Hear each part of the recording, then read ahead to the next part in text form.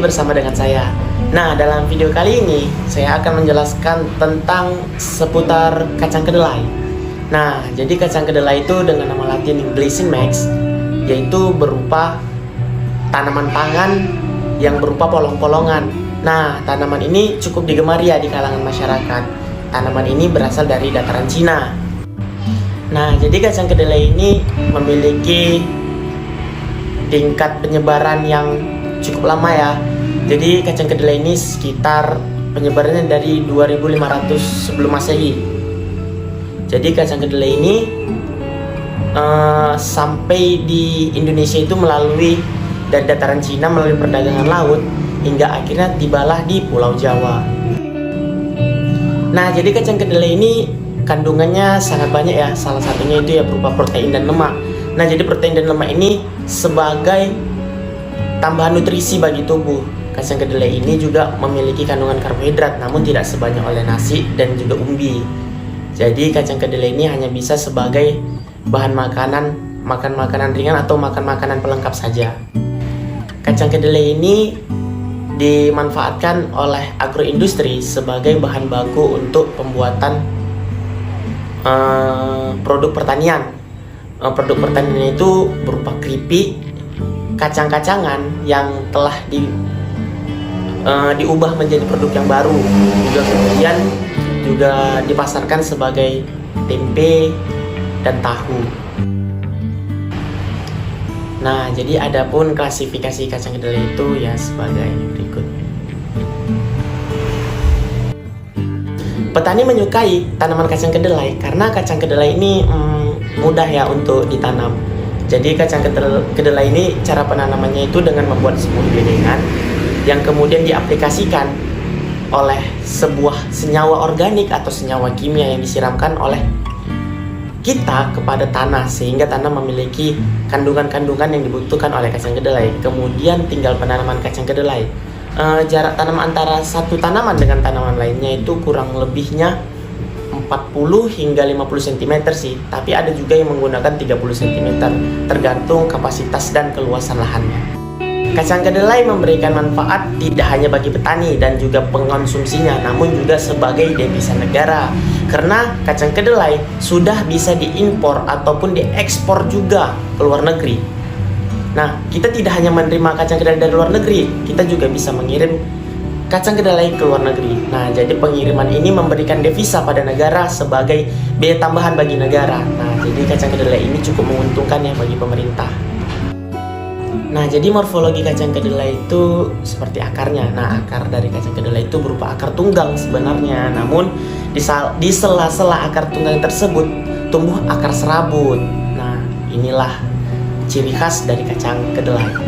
Kemudian berbicara tentang batang kacang kedelai itu tumbuh menjulang setinggi 30 cm bahkan sampai 50 cm ketinggiannya dan berwarna hijau, ada juga kadang agak sedikit hijau-hijau tua. Jadi bentuk daunnya itu memiliki ciri-ciri oval dan memiliki tulang daun. Kemudian yang terakhir yaitu berupa bunga kacang kedelai, yaitu bunganya ini termasuk bunga sempurna ya. Jadi cara penyerbukannya pun dilakukan sendiri oleh kacang kedelai. Jadi penyerbukan ini terjadi ketika kelopaknya masih tertutup. Nah, itulah penyerbukan kacang kedelai. Yang terakhir berupa polong. Nah, polong ini adalah hasil produksi dari tanaman kacang kedelai. Polong ini dalam satu ruas itu bisa mencapai 4, 5, bahkan 6 tergantung varietas yang digunakan. Nah, kacang kedelai ini memiliki polong yang berwarna hijau. Teknik budidaya kacang kedelai itu yang pertama dimulai dari pemilihan bibit.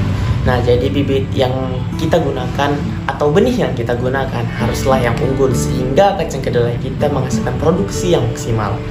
Kemudian ada persiapan lahan. Nah, itu tadilah sebuah bedengan dan pengelolaan semacamnya. Kemudian ada perlakuan penyiangan, pemupukan. Nah, perlakuan ini dilakukan agar kacang kedelai tidak terganggu oleh HPT. HPT-nya seperti penyakit atau serangan hama.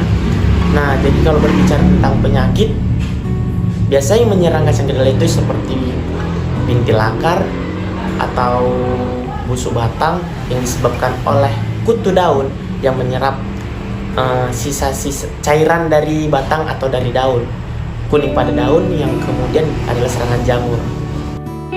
Jika pada serangan hama yaitu berupa belalang. Nah, belalang ini suka memakan daun. Nah, jadi daunnya akan digerogoti oleh si belalang sehingga untuk penyerapan sinar matahari untuk pembuatan makanan untuk tanaman kacang kedelai itu sendiri menjadi terganggu karena kekurangannya potensi serapan dari daun dan pengeluaran untuk evaporasi dari si tanaman.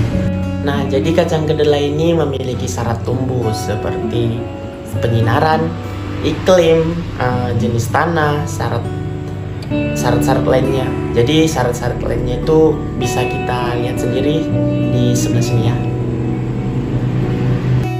Nah, yang terakhir yaitu berupa pasca panen dan proses panen. Jadi proses panen dan pasca panen ini sebenarnya saling berdekatan.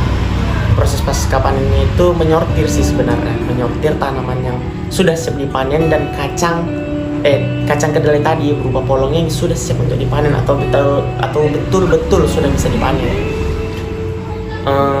Kemudian cara pemanennya itu dengan cara memotong bagian pangkal dari kacang kedelai tersebut dari kulitnya itu. Kemudian disortir kembali.